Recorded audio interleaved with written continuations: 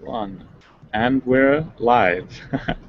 Everybody, welcome to this live broadcast from multiple locations around the world. I'm in San Mateo, California, and we're with Kai, who's in Warsaw, Poland. Yeah, I'm just in the Uber car right now, getting back from a beautiful meeting, and yeah, probably going out after. And we just decided to make this completely spontaneous Google Hangout.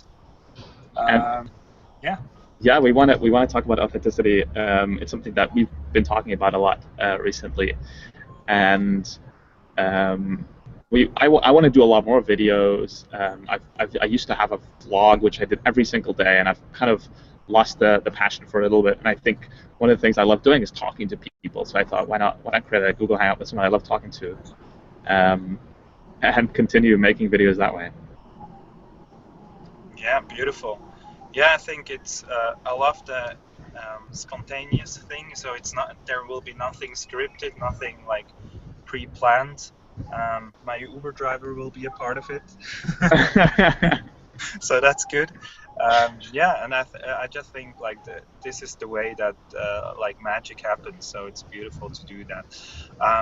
Yeah, I think I might start with something that came to my mind just before we talked about it briefly. Is that I met Alexandra. She's working at Saatchi and Saatchi, which is like a world-leading marketing company, and it was interesting in the conversation. She asked me for whether I know one campaign, and that campaign is of Always, the brand Always, which is a brand for lady products, right? And they had this one campaign where, and she brought that up spontaneously because we were talking about different topics, not even authenticity. She just said this was one thing that really touched her, and I knew the campaign, and I know that I almost, or yeah, I have to admit, I cried a bit when I saw it because what happened there was that they told female models to run like a girl, and they ran like girls, like, oh my god, they ran like this. And the second model came and she also ran like this. The third model came and she also ran like this. Different cultures, different places, and they all ran very in a, like the way we imagine feminine girls to run, like very unsporty, very like innocent and stuff like that. And then they had a 4-year-old girl there, or 4 or 5-year-old, I don't remember the age, and they told that girl, run like a girl, and she ran. She really, really, really ran, like as fast as she could, as powerful as she could. And that touched me in such a deep place. And I was asking myself, like, what happened? What was behind that? And it's actually this girl didn't unlearn yet to be herself. Yeah. This girl was still being herself without social conditioning, without society fucking up that little young girl. Yeah. So she wasn't in a role yet.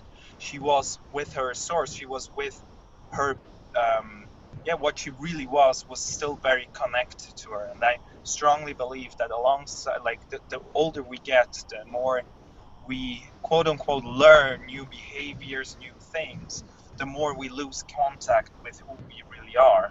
And I think what Yeah. is important to Yeah. us is the journey that we have to take then is to unlearn again what we learned, and to really, not maybe not unlearn, that's the wrong thing, but like to really again find that connection to who we really are, despite Yeah. what other people think of us, despite what society think of us, to really get back to source.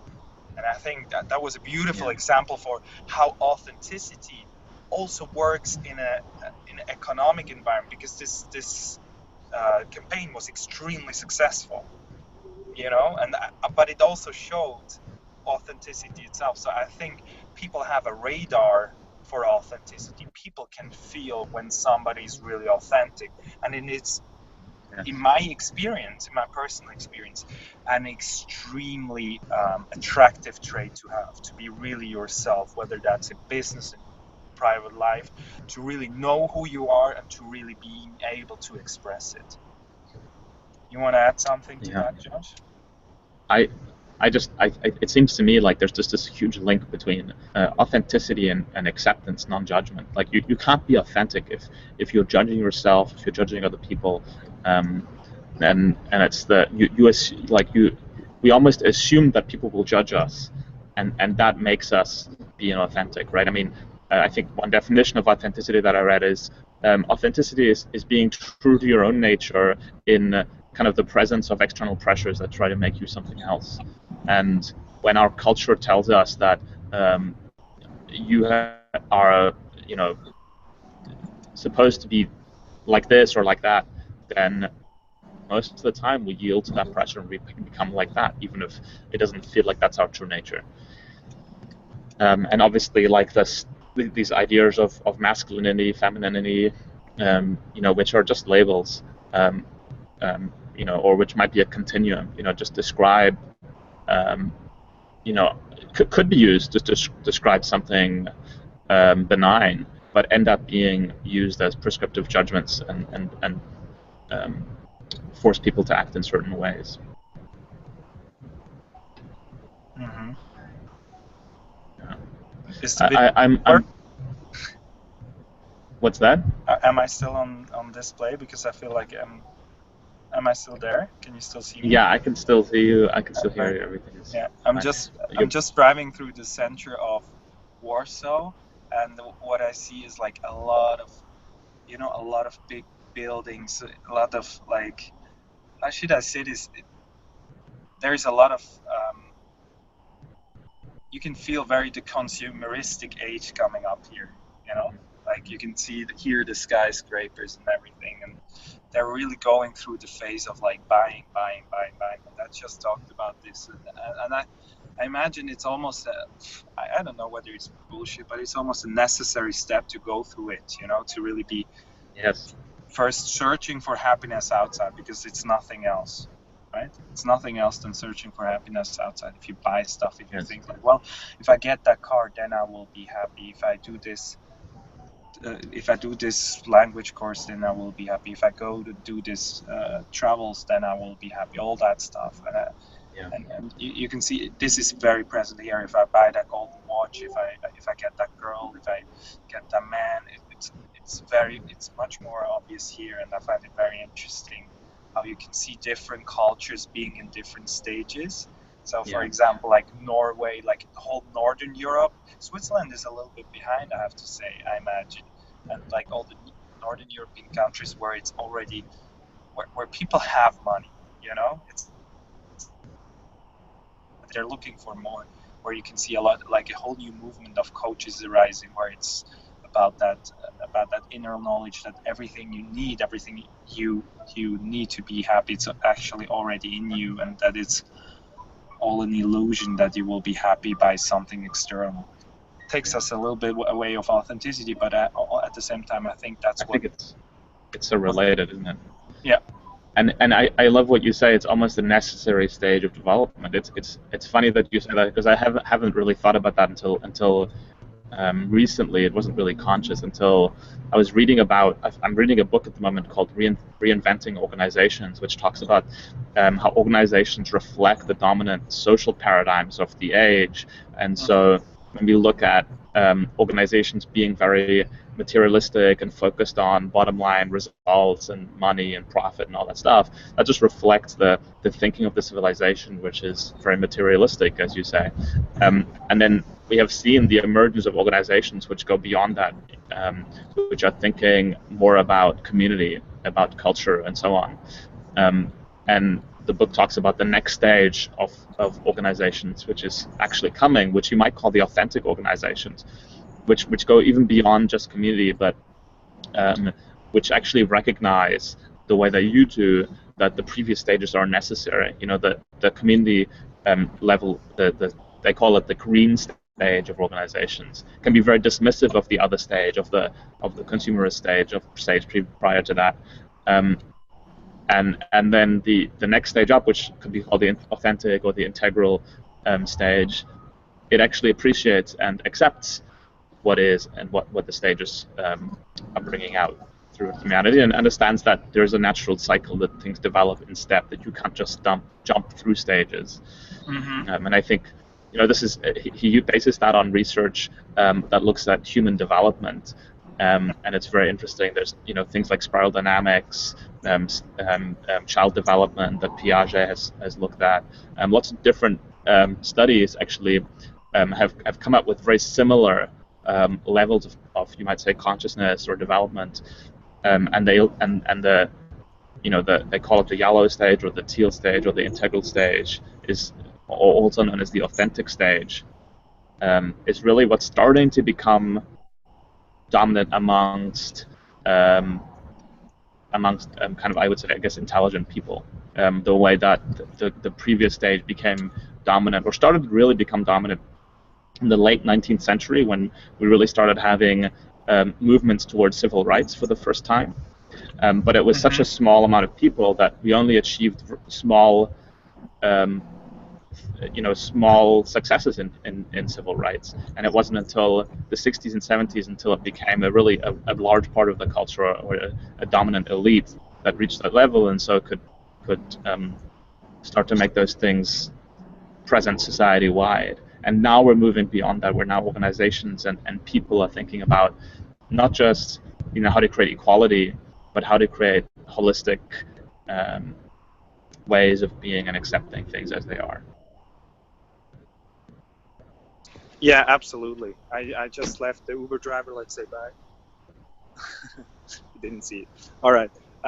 Yeah, I completely agree. And I think one point that you mentioned that I find very interesting is like to accept what is. Yes. Also, not only on an organizational level, but also individual level, is to accept what is. Yes. To not like try to force it away, to think like, but why do I think again such negative thoughts? Why? And like being angry about it, but just rather be honest. And there's another very important topic: be honest to yourself. Like, you're far from perfect. You're actually quite fucked up in a lot of ways, and at the same time you are perfect.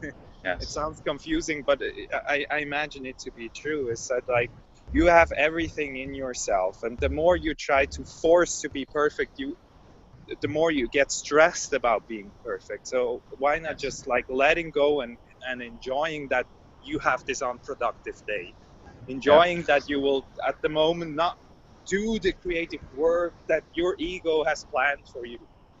So that is just, it's such an important part to like being able to accept that as well, and being able to accept that paradox of if I used to also question, like, oh, if you accept everything, then how can you change things? And it's sort of a paradox. But in some ways, becoming more accepting allows you to be much more powerful, because you do the things that flow out of you freely, which are really the things that, the moments and experiences where you are your most powerful. So of course you're going to create more powerful change, but it's not by seeking that out, by pursuing that sort of with the determination. I think it was actually what's his name, Claire Graves, who came up with did some of this research on levels of consciousness. He said that people at this authentic level are people with ambition who are not ambitious. I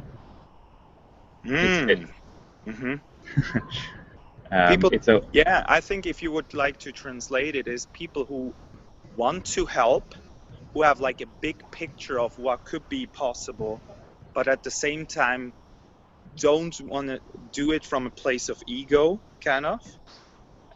Don't want to really do it to seem great, that people love them. They don't do it for love from the outside, but they much rather just do it from a place of helping. Yeah, I like that very much. I think maybe you can also say it's people who create change but don't try to create change. People who create change but don't try. Well, they're not trying, they're creating. They're just doing it. It's, Yeah. people, and I used to also think about that quote from Star Wars, right? Does Yoda say, "Do or do not do. There is no try." And you think, oh, that's sort of this pithy statement. It doesn't really mean anything. Of course, you have to try to do something Yeah. before you do it. But it's again, it's a paradox. When you stop trying, you free yourself to do things authentically. Mm-hmm. And I was struggling with that actually the last couple of days. I've got my to-do list on my wall, and I'm just like trying to force myself to do it.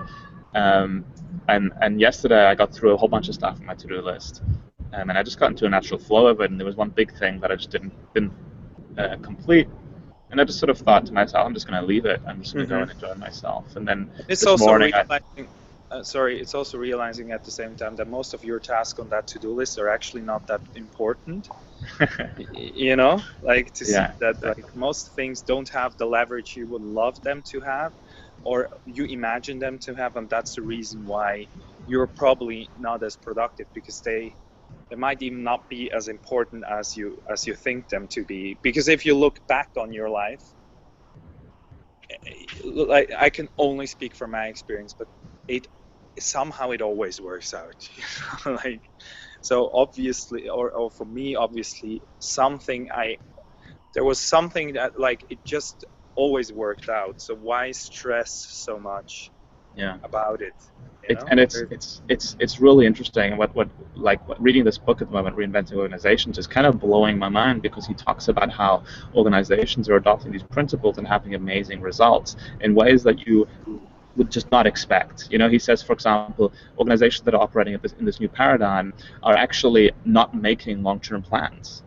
That's insane. Like, you would think, of course, an organization needs a strategic plan. It doesn't make sense for it to not have one, right? Yeah. But they just say, well, when you look at a system so complex as an organization, right, which is a collection of people who are so incredibly complex, how could you possibly imagine that you could predict the future? It's absurd. Yeah. And so instead, what they have is they have an evolutionary purpose, and that means they have a very clear calling, a purpose that is very meaningful to them, but that can also change, that can evolve. And then they have the things that are the next steps. What are we doing now to get towards that? But they just don't tend to have 1-year plans or 2-year plans or 5-year plans, because that is just in defiance of how reality works, which is so unpredictable. You can't see what will happen in 1 year. Yeah. And I so imagine it would be great. Like, I would like make it more concrete in saying that I imagine those companies to have a clear view of what it should or could or would look like. They have this vision, like they have. I'm just, again, coming from my own experiences, like to have a clear picture when I organized the lifestyle design convention, to have that picture of that room of people fully interacting and being open and vulnerable and authentic really helped me to manifest that, at some point. So I imagine those people or those organizations to have a very strong vision, to have an idea, or like it can be a feeling, it can be a picture, it can be words, I don't know, but it's something that activates them. And at the same time, the how is not as clear, like, how do they get there, or what are the intermediate goals to do so. Absolutely. Yeah. Well, I think also part of it is not, using those things as inspiration, but not expecting things to look exactly like that when they appear, right? I mean, what you imagined isn't how things turned out. It was, of course, inspiring, and things turned out slightly differently, also amazing and inspiring. But I think being comfortable with that difference and not, it's very easy for us to feel like, I wanted things to be exactly like this, and they're not quite like that. But actually, that's just the nature of reality. That things will never be the way we expect. And I think for me, that's a big kind of, that links to something else that I think is very important, which is that, our understanding of reality is shaped by many things. And when you have an accurate model of reality, you can be more successful. successful. And so this stage, this paradigm, this authentic level allows you to be more realistic, have a better model of reality. So when you stop trying to predict the future, one of the things that they talk about these organizations, sure, they have a vision of the future. One of the things they don't do is, make numerical goals for the next year. They don't say we're going to go from, 10 million revenue to 12 million in revenue, because that's kind of stuff is just, it's too unpredictable to be able to make those kind of specific goals. Yeah. And so the model of reality is just more honest, that you just can't predict those things. And what is, I think, fascinating, in my experience, I worked for a Cisco partner, and Cisco is a public company. Like most public companies, they make quarterly earnings projections. They say in the next 3 months we're going to make this much revenue, in the next year we're going to make this much revenue, and investors sort of base their investments upon those predictions, and then really punish the company if they don't meet those predictions, or if they overshoot them, then the stock price goes up. And so there's this incentive for managers to try and accurately predict the future, which is very difficult. And so they put a lot of pressure down the organizational hierarchy to give them numbers of what will happen. And as a partner, I found it kind of scary that the way that pressure came to us, it made us just put numbers in, even if we weren't very sure about those numbers. Yeah. And so when you spread that motivates in authentic behavior. Absolutely. Yeah. And so then the consequence of that is that as the made-up reality that everyone has predicted, starts to come closer to what to the actual reality unfolding, starts to be this gap, and then the company has to struggle to close that gap. And so what happens at the end of every single quarter, Cisco and all its partners have the scramble to try and make those numbers fit. So they either push clients into the next quarter to prevent going too high, or they pull clients that were going to buy something from the next quarter into this quarter, and so that shuffling, it creates a lot of stress for Cisco, for the partners, for the customers, and it has not a lot to do with reality in the end. Exactly. No, and then it just creates business disruption for the customers, because they have to delay or speed up the projects that they wanted to. And people using a shitload of energy to manage that. Yeah, I can see that very well. I need to finish this conversation now. Feel free to continue. Sharing some thoughts with the world, but I think I will leave this conversation here. It was a pleasure, Josh. Okay. It was fucking amazing. Thank you very much. Will you upload it somewhere on YouTube? Yeah, when I stop broadcast, it'll be available immediately on YouTube. So. Oh, perfect. Yeah, just let me know the link and I will share it with people. Awesome. Okay. Cool. So have an amazing evening, and hope to see you guys at some other point out there in the YouTube world. Bye-bye. Yeah. Ciao. Okay, so thanks for joining us, Kai. I think I'm happy to wrap it up, unless we've got one person watching. If you have any questions, I'm happy to continue a conversation. No, I'm good. Just happy to be part of the experience. Cool. Awesome. Thanks for joining us, Franklin. And I'm going to close it there. And I'll probably do another one in the next week or so. Okay. Bye-bye.